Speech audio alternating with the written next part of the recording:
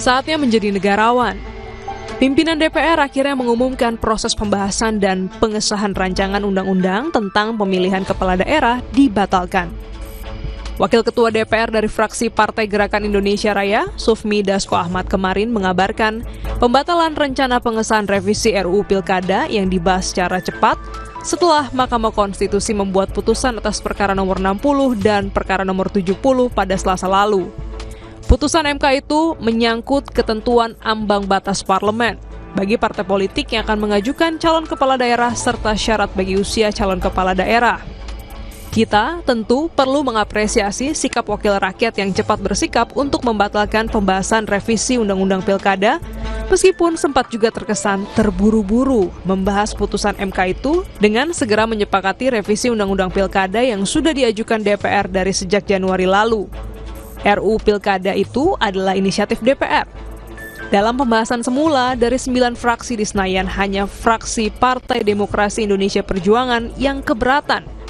Usulan revisi atas Undang-Undang Nomor 10 Tahun 2016 tentang Pilkada itu dinilai hanya akan menguntungkan Kaisang Pangarep, putra bungsu Presiden Joko Widodo, dan mencegah partai lain selain anggota Koalisi Indonesia Maju Plus untuk mengajukan pasangan calon.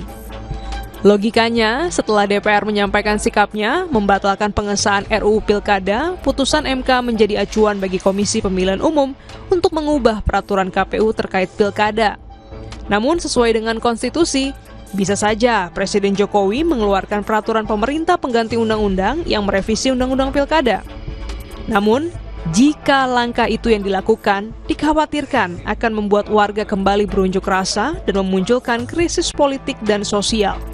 Belum lagi, masyarakat pun bisa mempertanyakan alasan kegentingan yang memaksa yang menjadi dasar bagi pengeluaran Perpu tersebut.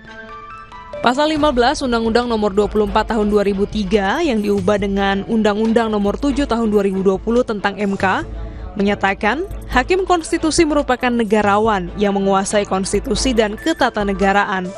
Sikap kenegarawan itu adalah tidak hanya mengutamakan kepentingan politik semata, tetapi juga mempertimbangkan kebutuhan rakyat dan keberlanjutan demokrasi.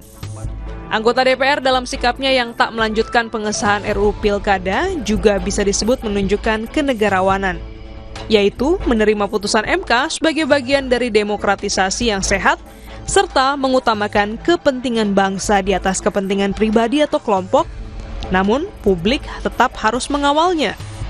Di sisi lain, Undang-Undang MK menyatakan putusan MK bersifat final dan mengikat.